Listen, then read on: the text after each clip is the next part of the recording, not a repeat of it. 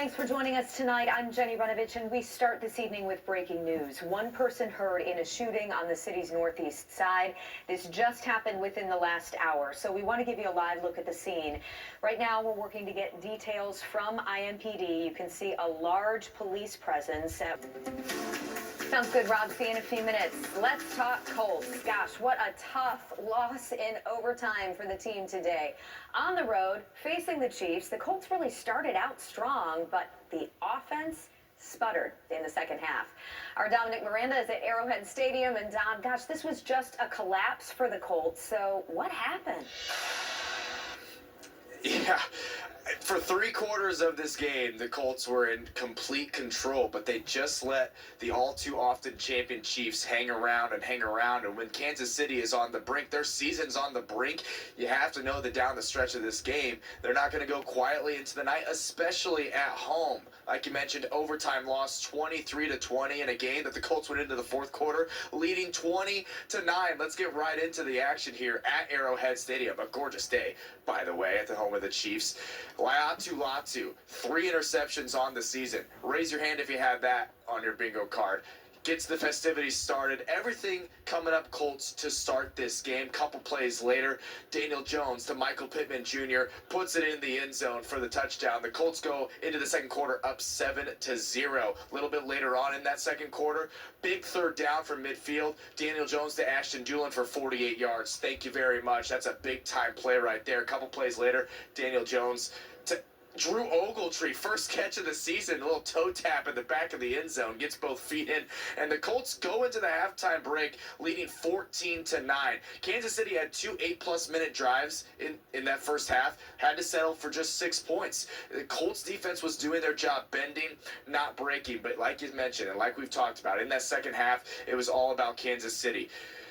Kareem Hunt down the stretch of the game, scoring with 8.5 left to go in the game.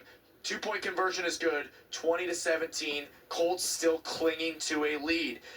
But down the stretch, like I mentioned, the Chiefs have a 90+ yard drive to get into field goal range to tie this game up as time expires. The Colts, again, keeping them out of the end zone, but it just wasn't enough. They go 3 and out in the overtime period. In fact, in the second half, the fourth quarter and overtime, 4 straight 3 and outs for this Colts offense. You know how it ended by now. Harrison Butker with 5 field goals for the Kansas City Chiefs. The last one, the most important. The Chiefs go home happy, 23-20 winners in overtime. And can't say it enough, this offense just wasn't making plays down the stretch. And you can call it poor game management. I don't know what you call it. But it just wasn't great. It just wasn't great down the stretch in this game. Shane Steichen, as frustrated as we've ever seen him after the game, talking about what happened offensively. Being efficient on 1st and 10, I thought at times we did that a little bit. We didn't do it enough in the second half. It wasn't good enough, and it starts with myself. I think we got to be better in all phases, run and pass, moving the football. Just didn't execute in some key situations. Got to do a better job, I think, overall in our execution, and certainly I have to do a better job in handling all that stuff. So tough to have a stretch like that towards the end of the game. Again, it felt like the Colts were in control of this game, but the stats tell a different story. The Chiefs dominate time of possession on the field for 42 minutes. The Colts defense on the field for 42 minutes. Long, sustained drives for this Chiefs offense. 33 first downs for the Chiefs to the Colts 10.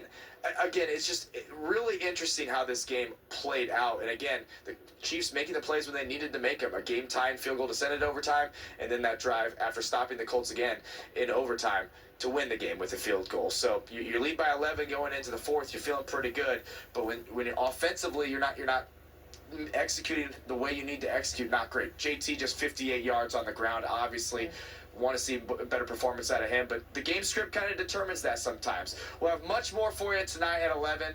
Tomorrow on Colts Wake Up and on WTHR Plus in going through this game. Not much to say. The Colts are still 8-3. Everything they want's in front of them. Sour taste in your mouth after this one, no doubt. Yeah, this was kind of a gut punch because you thought we had it, but time to move on, and hopefully we can learn from it. All right, Dom in Kansas City. The Colts playing a second straight overtime game, but this time coming up on the short end of the final result. The Chiefs kicked the winning field goal in OT to finish off a 23-20 final. Kansas City dominated the fourth quarter and extra period to come from behind. The Colts were able to get the early edge. Leatu Latu intercepted Patrick Mahomes inside the 5-yard line, setting up the opening score of the game. Daniel Jones striking to Michael Pittman Jr., giving Indy the 7-0 advantage. After a Chiefs field goal, the Colts opening the second quarter with another scoring drive. The big play to set it up went for 48 yards. Jones to Ashton Doolin, his longest catch of the year. The Colts completed passes to 7 different receivers on the first 12 throws.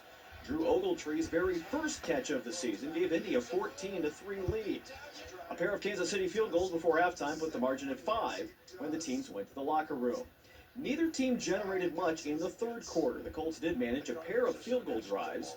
Jonathan Taylor's only big one of the day going for 28 yards. That set up Michael Badgley's second three-pointer, and the Colts led 20-9. The Colts playing a second straight overtime game, but this time coming up on the short end of the final result. The Chiefs kicked the winning field goal in OT to finish off a 23-20 final. Kansas City dominated the fourth quarter and extra period to come from behind. The Colts were able to get the early edge. Leatu Latu intercepted Patrick Mahomes inside the 5-yard line, setting up the opening score of the game. Daniel Jones striking to Michael Pittman Jr., giving Indy the 7-0 advantage. After a Chiefs field goal, the Colts opening the second quarter with another scoring drive. The big play to set it up went for 48 yards. Jones to Ashton Doolin, his longest catch of the year. The Colts completed passes to 7 different receivers on the first 12 throws. Drew Ogletree's very first catch of the season gave Indy a 14-3 lead. A pair of Kansas City field goals before halftime put the margin at 5 when the teams went to the locker room. Neither team generated much in the third quarter. The Colts did manage a pair of field goal drives. Jonathan Taylor's only big one of the day going for 28 yards. That set up Michael Badgley's second three-pointer, and the Colts led 20-9. It looked like the Colts were taking full command of the game to open the fourth. Zaire Franklin forced a fumble that was recovered by Mooney Ward. The Chiefs had driven to the red zone, but that kept points off the board. After that, though, KC got things sorted out very much in their direction. Kareem Hunt propelled in for the Chiefs' only touchdown of the game, and a 2-point conversion cut the Colts' lead to 3. Indy's offense managed just 18 total yards in the fourth quarter and overtime. Meanwhile, Hunt kept churning for the Chiefs, 104 yards on 30 carries. Mahomes threw for 352, and Butker's 5 field goals included the game winner in the 23-20 final. Colts fall to 8-3 with the loss. They'll be home next Sunday against the Houston Texans. Brad Brown, WRTV Sports. Her jazz career is killing her. Watch its all new CBS tomorrow. You got the game. Get live, local, and primetime games on mobile with NFL Plus. Our departure has been delayed. NFL Plus. Keep the NFL in reach. On December 5th, We're all waiting for you.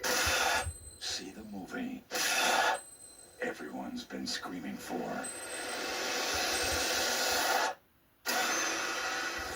Rated PG-13. CBS Thanksgiving week. In this game, everyone has their own breaking point. It's not fair! It's not fair! The game is the lure, but the experience you get while playing the game is the real prize. Survivor is all new CBS Wednesday and streaming on Paramount Plus. The Paw Patrol is on a roll to the North Pole. Ready for holiday action. Santa needs our help. A Paw Patrol Christmas. The brand new holiday special premieres Friday at 8, 7 Central on CBS and streaming on Paramount Plus.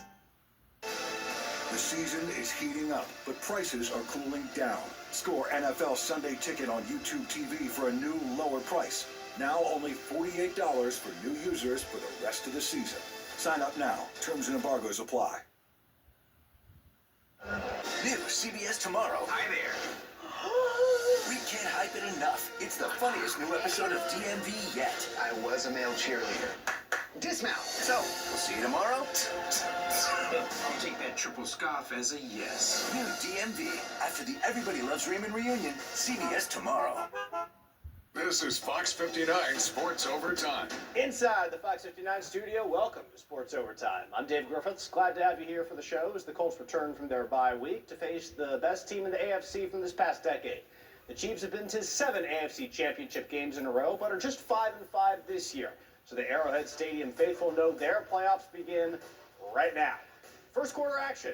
Chiefs with the ball, throwing, tipped by Latu, and intercepted as the Colts defensive lineman gets his team-leading 3rd interception of the year. And then, 2 plays later, Daniel Jones throwing, Michael Pittman Jr. catching, twisting, reaching, and scoring. Colts go up 7-0. To the second quarter we go. Jane Steichen dialing up a good one on 3rd and 1 as Daniel Jones finds Ashton Doolin. Gets a whole lot more than the 1 yard they needed. Down inside the 10-yard line. And then moments later, Colts take advantage of that good field position as Danny Dimes drops a good one to Drew Ogletree. Colts up 14-3. They'd be up 14-9 at the break. Into the third quarter we go. Horseshoes trying to get Jonathan Taylor involved. It was tough sledding for the NFL's leading rusher today mostly, but this 27-yard gain was his best of the day. 58 rushes at the end of the day for Taylor led to a 20-9 lead with another field goal. Chiefs threatening in the fourth, but Zaire Franklin rips the ball away from Kareem Hunt. Mooney Ward falls on it for Indianapolis as we take another look. Ball is just out before he hits the ground. Colts dodged a bullet there, but the offense disappearing in the fourth quarter, and the Chiefs able to capitalize. Kareem Hunt, redemption for his fumble, gets in for the touchdown. 2-point conversion is good, and the Chiefs would tie it late. We're going to overtime in the extra period. Andy Reid finding a little bit of success with his offense. And Mahomes, 300-plus yards passing, had more than 200 of them in the fourth quarter and overtime alone. That set up a Harrison Butker game-winning field goal. The Colts fall short. The Chiefs survive. Final score 23-20. Our Chris Hagan was there. Through the first 10 games of the season, the Colts were the talk of the NFL, 8-2 on the year, leading the entire league in scoring. But in Kansas City, struggles. They only got a touchdown early thanks to a turnover, set them up inside the 10, and only 6 points in the second half, 0 in overtime. Got to do a better job, I think, overall in our execution, and certainly I have to do a better job in handling all that stuff. So tough to have a stretch like that towards the end of the game. Had some plays out there, chances to make plays, score points, drives that, we got 3, could have got 7. So yeah, we'll look at the film and see. But I know we left some points out there. We definitely left that game out there. I think being efficient on 1st and 10, I thought at times we did that a little bit. We didn't do it enough in the second half. It wasn't good enough, and it starts with myself. I think we got to be better in all phases, run and pass, moving the football. The lack of production by the offense led to a ton of work for the Colts defense. They managed to keep Patrick Mahomes in check through the first half and into the third, but after a long workload, Mahomes found the magic he usually does late in ball games. It was a battle. I think he would lead his day. I don't think he felt like he was just having his way out there, but again, he's a Hall of Fame level player. After a while, that levee's going to break, so we got to, make the plays that we can make to get him off the field and win the game. The Chiefs, that what they won 3 of the past 4 or 5 Super Bowls or whatever, so it just shows us that we can play with the best. And we are one of the best as well. Like I said, we just got to get over that hump to beat those type of teams. The Colts now with just 3 losses on the season, and coincidentally, in all 3 of those games, they've scored exactly 20 points. With the Horseshoe in Kansas City, I'm Chris Hagan. Thank you, Chris. We bring in JMV now, 107.5 The Fan. John, the Chiefs were favored in this game. It's not unreasonable to expect a really good Patrick Mahomes to win games like this, but, still, you got to be pretty frustrated, or Colts fans have to be, with the way that things went down in the end today, yeah? Hey, Dave, we went all week talking about how this was not going to be a referendum or a litmus test on the Colts or where they really were, but as it turned out, it actually was, because they want to reach the level where the Chiefs have been. They want to get to the elite level, and they didn't match that today. And what is so really painful about it is they went through 3 quarters where they did, and you saw it. You're up 11 going into the 4th, and then just wilted. And it starts offensively with this team. You've got, 4 3-and-outs, 18 yards. Meantime, Kansas City is putting things back together, as you'd expect them to do with Patrick Mahomes. But, yeah, there was a reason why nationally everybody looked at this team and didn't buy it. And unfortunately, I thought the Colts in the fourth quarter proved a lot of those national reasons accurate, at least today in Kansas City.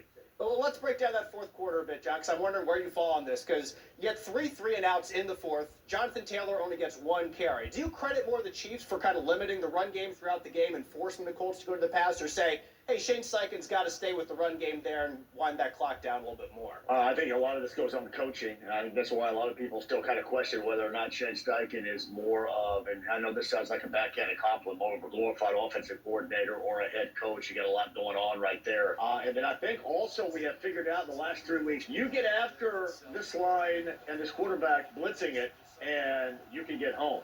And you know what? We felt that it was with the offensive line, and sure, but a lot of that is the decision-making of Daniel Jones. I mean, he was also lucky to sidestep a lot of landmines, so to speak, during that fourth quarter where he threw balls out there that should not have been thrown.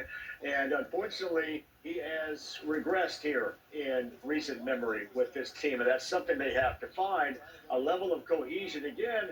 And you didn't look for who was supposed to be your MVP when you needed him the most and how you've done it in the past. What about the other side of the ball, the defense? I mean, you hold Kansas City to just 1 touchdown on their home field. That's pretty good. And to me, it's impressive that with DeForest Buckner out there still able to play at that level. That's got to give you some optimism. As like you said, you got the Texans twice, you got the Jaguars twice coming up. Yeah, I also think about this. They made a play, and nothing against Latu, but how often, I mean, it was happening a couple of times this year with him. It's like Latu Island, but, I mean, you're in deep in, your own territory, and you hit that, and you get the ball deflection.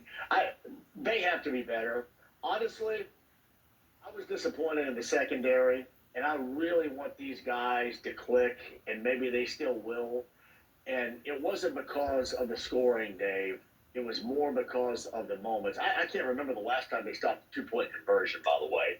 But beyond that, I expect more playmaking on the ball, things of that nature that, they got some chunk yardage, they being the Chiefs, I thought, in the fourth when they really needed it. And it necessarily didn't go to the end zone, but it was a game-changing dynamic that I think if you're going to put all this together and you're going to go for it with Sauce Gardner and what you have right now, that's not the look of a team that, if you go for it, is going to be paying off as an end result. At least it didn't look that way in the fourth quarter in Kansas City today. You can listen to all his thoughts weekdays at 3, JMV 107.5 The Fan. Appreciate your time, John. Dave, thank you, buddy. Sports Overtime. We'll be right back.